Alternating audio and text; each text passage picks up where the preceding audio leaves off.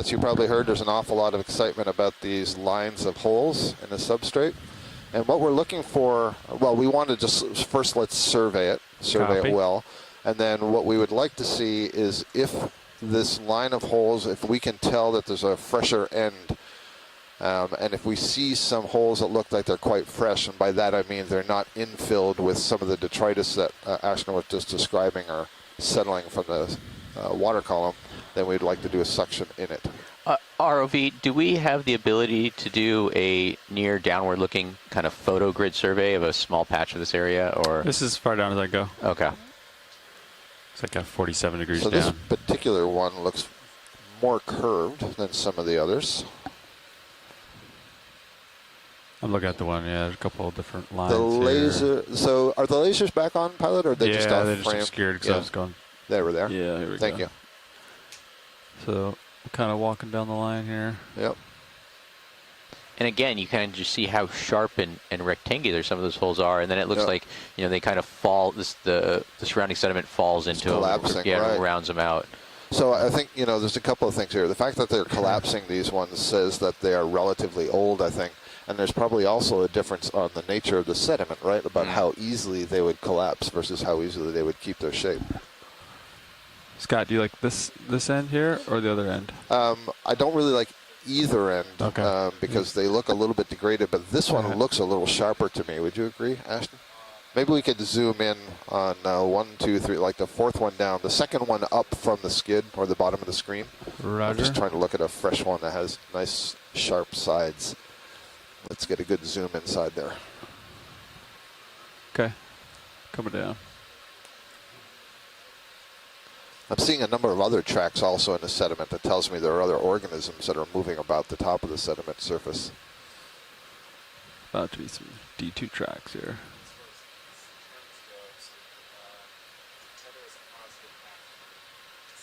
Video coming partial. Let's see what we see here. Yeah, I mean, gotta look at these holes. And I'm really still hoping that I'll hear from either a member of the scientific community or a member of the public with an explanation that is just you know, spot on, perfect, incontrovertible. Can't be disputed. Yeah, it just makes complete sense because we've had a number of them, and you know, they all, well, not all, but a lot of them have strong merits to them, but none of them are what I would say conclusive. Right. A little bit of weakness in various parts of them. Okay, these ones don't seem fresh enough to me to really give us that valuable information. So let's just sort of scan this whole area, right? See what we see. Some of those middle ones looked pretty sharp, but you know, that's right. We don't know anything about these, so we're already starting with the assumptions that we think that it's making it in a linear track, but we don't know whether that it's starting at one end going another. We don't know whether it could two of them meeting together in the middle. Yep, or starting in the middle, moving out. So. One of the things that was discussed in the paper that Mike Vecchione and his colleague write, I think it's Bergstad, and I apologize to the co-author, I really need to call that up so I don't keep saying just co-author, was that in the fossil record these holes were connected subsurface by a linear line. Maybe that's Mike calling in now because he can describe it much better than I can if it is. Yeah, I decided I couldn't stand it there you go. anymore, and I would go ahead and call in. Go for it, Mike. So we're going to turn this over to you. Please. Well, I don't think I have anything to say that you haven't already said, except that it's remarkable that you landed on them today. We're just that good. I've seen a whole lot of guesses as to what they may be, and actually some of them parallel what I actually think is going on here, which is I suspect this is something burrowing under the surface and periodically poking up, perhaps to get fresh water into the burrow as they make it longer and longer. Just to get to a little closer. Sure. Sounds good. You're looking. So if we could find any kind of evidence of what's doing this, it would be really interesting. Now, some people have commented on the fact that the fresh ones have such well-defined sides around the holes, and I think that is an important characteristic also. But when we were talking about this the other day on the chat room, somebody, it might have been Les Watling, suggested that Alphaeid shrimps make openings to burrows that look very much like that. And so I Googled the the shape of alphaid shrimp burrows, and I agree with him. Some of them have very well-defined sides where they poke out through the sediment. But of course, their burrow doesn't look anything like this. But I think that something under the surface that's burrowing and occasionally or periodically poking up to the surface makes a lot of sense. And there are a lot of burrowing animals in fauna out there that make traces involving holes that poke up through the bottom to the surface. We've seen these rings of holes, for instance, which I think also we don't know what makes them. But there's things like spoonworm tracks where there's a hole and then there's several traces in a spoke-like pattern around them. So, I know one of the things they do in shallow water with. Sorry, Mike. One of the things they do in shallow water with the thalassinacid shrimp, they will pour a matrix down into the burrow to harden and see what the burrow system's like. And I think Ashton suggested that wouldn't that be a great idea? Be able to have a subsea latex that we could inject into the hole to see if they are connected subsurface. Yeah. Do you happen to have any latex in the ROV's back pocket? Not today. We weren't anticipating this. But Mike, do you think it's worth to try and take a slurp sample in a hole if we can? I think it would be a good idea to try to suction up probably whatever you see as the freshest end of one of those lines of holes. That would be a good thing. Well, you're seeing some nice fish right now. Yep. And also there was a big shrimp as well. We settled on a good location. Yeah, I don't know if it would be successful, but I think it'd be worth trying. Yep. I was sort of kicking myself for not suctioning it the other day. I didn't realize the interest this was going to generate, and we've been given another opportunity. So yeah, we got to do it. Poseidon provided you another possibility. Right. So we got to find the. And it turns out these are very common in some places. So it's not just a mystery. It's a mystery that's probably important, at least locally important, to benthic ecology in the area.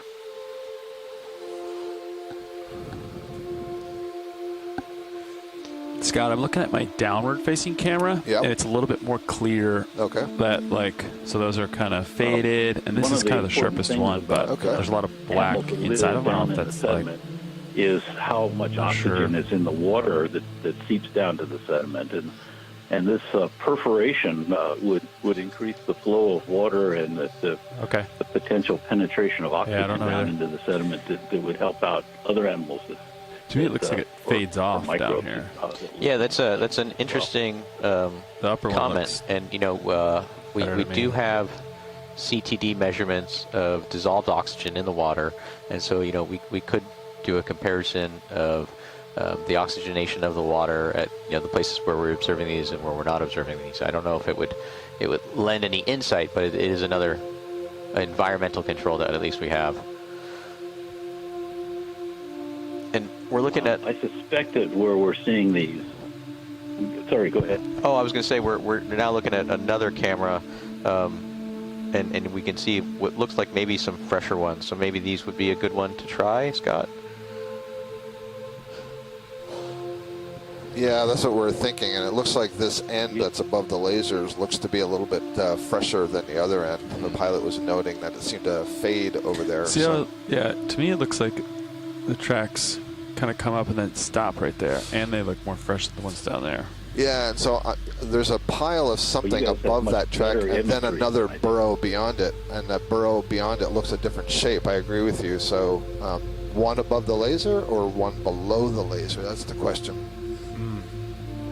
Roger. Right? I think that's something that's just has drifted in and is sitting on detritus. top of a hole, right? Yeah, so I could reach above that one, and then kind of dig down and kind of scoop both of those two holes and kind of just vacuum both those holes, maybe. Yeah, I would say the thing that's just above the laser. Yeah, I think I saw. Yeah, I think I saw a cnidarian on it, a polyp on it, and I believe that's something that's sort of drifted in. Yeah, so we can avoid that. So it's not part of the hole. Yeah. Yeah, that thing. So I'll go above that. Yep. And then dig down and kind of dig in that hole right behind it, and then kind of keep pushing through the sediment into the second hole behind it. Okay. Maybe. I can't believe that I just said don't collect that cnidarian. I know. Okay. So you got hydraulics up. I want there to. This is what the holes will do to people. I want there to be a completely geological explanation for it. Dude. Like there's a. I'm just expounding wildly, but like, you know, a subsurface crack in the crystalline basement, and then there's a, you know, a fluid flow through it, and the spacing of the holes just so happens to be on the frequency of the wavelength of the fluid flowing through it. Copy.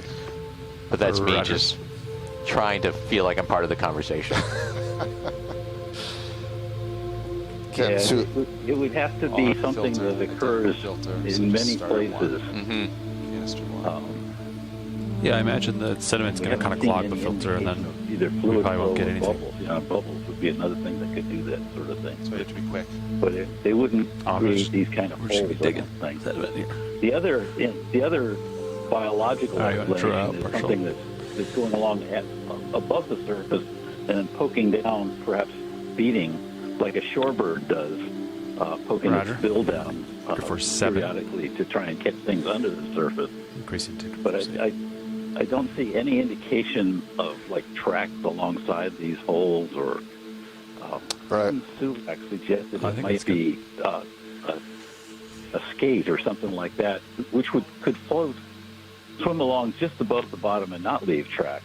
So it's still a possibility, but when we draw it, I think we I'm can just going with retract the this idea that there's around that. something. So There's good. probably a tunnel connecting Yeah, these but if you want to underneath move the your surface. camera down, Yeah, because the area around it, That tunnel and periodically Series poking up. 52. What do you guys the area around it is otherwise so clean that it's hard to picture something moving above the surface that could be so No, draw perfectly back up. aligned Draw out. and not Yeah, disturb any yeah. of the other sediments. So I tend to agree with you, Mike. Unless it was a float. You know, Yeah, something bobbing, I can see that, but they're so perfectly spaced. I mean, why would it always be that spacing? I said it sarcastically the other day, but I think, It's you know, I'm now really interested whether we could build a device that does, you know, sub-sea floor casting, you know. Yeah. Pogo sticking like this? Well, no, I mean, like, can we build a device that does like a plaster gotcha. injection into that? Because Yeah. you know, we Sure. do that terrestrial to model burrows of insects and small animals. You know, you've seen those Sure. casts of ants and things like that. But I'm not aware of anyone who's tried it in the deep sea. All right. grip force 8, but I did not grip force like full force on it. Just while we're getting set Yeah, here. the problem. Test. Go ahead, Okay, you Mike. can draw it. Another problem with the pogo stick kind of thing is that these are not round; they are elongate, and the long dimension is always lined up with the the direction of the hole, All right, of where's the my line of hole. subject here? So it was This way something, here. perhaps a man-made float or something with pogo sticking along. It would have to do it without any rotation at all, and it would have to come clear out and then go back down pretty hard, I think, to make the next hole. Yeah, you know, A lot of ifs involved in that explanation. Yeah, you know, the pogo sticking of the float, you know, to me it would be that it's got kind of a spade-like end, and that might align with current direction. Right. But that's actually, I think, the antenna, so it would actually have to be inverted from the float. From the pictures of the floats I see how they float through the water column, so it'd actually have to turn upside down maybe, and then poke its antenna in, which is a little harder for me to understand how it would possibly do that. So. Okay, Scott, here we go. We're ready? So we're watching? We have 1,000 suction. Okay. And I'm going to go just aft, past that. Yep. And then I'm just going to kind of Great. dig into there. Yep. You can see how loose that sediment is. And here on board, we're also watching a canister, and we're seeing that fill up now like a little dust storm. So that was the kind of the first hole there. I kind of Okay. dug in and vacuumed. You can stop the suction. I'm going to drop that chunk out. Is that the chunk that was sitting on top? Yeah. Yeah, that looks like an old coral skeleton. Yep. So it looks like our drawer is filled with sediment, and we don't know what. Yeah. Before you go back in, Yeah. if it clears, I don't know how long that'll take to clear. Maybe we could just have a look inside there. Yeah, inside the jar. No, inside the hole oh, that you just yeah. excavated. I mean, I did see it collapse a little bit, so that may not be fruitful, but Yeah, you can come in partial. And Ken Sulak, one of our shore base scientists, is saying that one of the surprises of the previous dives during this mission has been the almost absence of the hollow sores and Synapthobranched eel, two normally dominant fish taxa, but both we've seen already in today's dive. So you can see how fine the sediments are here. They're creating this very light cloud that's hard to see through. You could try and keep suction on it, but I don't know. It's also sticky. You see how sticky this material is, and I understand that's because of the size of the particles in part, how closely they're packed together they are. So Scott, we have quite a bit of sediment in jar 1. Do you want us to go to jar 2 and burn another jar? Oh, wow. Look at that. Yeah. Yeah. So I can keep trying to suck on that one, but then I'm concerned that the filters are already clogged. I can do the second jar. So I would not go to canister 1, but let's hold off on sucking anything up just for a moment. Yeah. I don't want to burn all the canisters on sediment. All right, we'll stand by. Thanks. Yeah. Go ahead, Mike. Oh, nothing. I was just watching the side collapse. Oh, timber, you say, yeah, yep. Yeah, just that short suction there. We filled one of the canisters, and I don't recall ever filling a canister. That's you can see pretty the layer impressive. of sediment kind of building up in the bottom of that canister. Yeah, I think it's going to be difficult to answer the question this way. I think it's going to require just luck and seeing something poke up when it happens. I'm sure there's some biology. Maybe we will. Right. It's a good question, and I wasn't even thinking of a sample. I haven't labeled it myself. I think we now have the ability. Yeah, we have a geology pull down, so let's just call it geology sample. Yeah, Mike. I definitely appreciate it. It's going to take a bit of luck, but I would argue we've been lucky already, in that we dove right on one. So let's. Sure. We're not on land. We can't buy any Powerball tickets. But we've got our own geological, biological lottery right here. I'm certainly not seeing anything move out of this area where we just suctioned. There's probably not as... We're going to exhale on jar 6 to clear the hose of what was in that area. Yep. That's what we're... And the other assumption we're making is, we say these look fresh, but we don't have any real time process or time scale in terms of what fresh is. Is fresh something that was in place a month ago, a day ago? I think the current might clear. Yeah, I've noticed that some of these lines of holes look pretty fresh at one end, but at the other end, the holes are already filling in with... You can also inhale. And it'll just go through the sediment, the suction water. Yeah. It indicates it might have taken a long time to make that line. Yeah. Yeah, it's a very good point. Yeah, we don't know the time scale of the process to generate that. Mm-hmm. Scott, did you want to keep digging and get some sediment, or did you want to kind of call it? I think I want to look again at canister 1 if you could. Yeah, we can jog. Just see how much is settled. Yeah. And see what the layer is down there. I'm going to bring canister 1 to... And we've got a good waypoint fix on where we are now in terms of position. Yeah, we dropped a waypoint. So. Perfect. Yep. Yeah, jar 1 looks completely... can't see anything. I mean, you can... Okay. We can jog it towards us, Fernando, and take a look at a different angle for the jar, but... So if you're not comfortable putting any more in canister 1, then I would say let's go to canister 2 and try one more at that. So wait, let's look at that hole above on a zoom. I want to make sure that's not a different kind of hole. When I first got up here, that looked video like it was much smaller diameter. It wasn't square. That's the back hole. We're looking further away. Maybe it is, yeah. Maybe it's just so far. It has the same, otherwise the same morphology. Yeah. Yeah, and it looks like the sediment's pushed out from underneath. Yep. We can continue to inhale on jar 1 if that's what you want to do, Scott. Yeah, just a little bit more, but in that hole. Okay. Thank you. Yeah, we can do jar 1. We'll see how much suction we got. Now, what would be really great is if we could find one that's in the depth range of the drop cam that our Azores colleagues use, because then we could drop a waypoint and maybe have them come back to it. Yeah. And look at kind of time scale processes of how long it takes for these holes to disappear, and that we can then kind of back out maybe a weathering rate or a redeposition rate. Okay, here we go. Go for the other. I think all of the observations that I've been able to accumulate have been in the 1,500 to 2,500 meter back depth here. range. Okay, so that's right Yeah, where but we're you in come right back down now. mini Zeus. 1,500. See what's going on. It would be nice. I to like set that up a angle, camera pilot. and That's good. watch one end of these things. I'm trying to get that. Yeah. I think I pretty much just, like. Yeah, you don't need to go any further forward. Yeah. You could see it's almost clogging my system here. Yeah. It's such fine particles. No So we do idea have quite a bit in how the deep you have to nozzle go. right now. Do you want us to switch to canister 2 and then continue to inhale? I imagine our filter's kind of clogged on jar 1 right now. You know what I mean? Yeah, we're here. Let's go for it. Okay, In for so a we'll penny, in for a pound. stop Yep. the suction. We'll go to jar 2, and then we'll continue to inhale, and we hopefully get some of this that's stuck in the nozzle. Otherwise, I gotta just blow it out on jar 6. Yep. Okay, so you can pull in on. I heard you rolling. There you I go. don't think There I you would go. recommend using any more canisters. Yep. Yeah, I I think agree, this Mike. is it. Yeah, this will be the last one. And just Scott, for your own awareness, I will probably only take 1 or maybe at maximum 2 samples of the coral, and those can go in the rock box that is open. So if you want to use the rock box with a lid, I know that's not ideal, but Yep. Thank you. open for any larger samples. Copy that. You probably increase it to maximum inhale just to get it in there.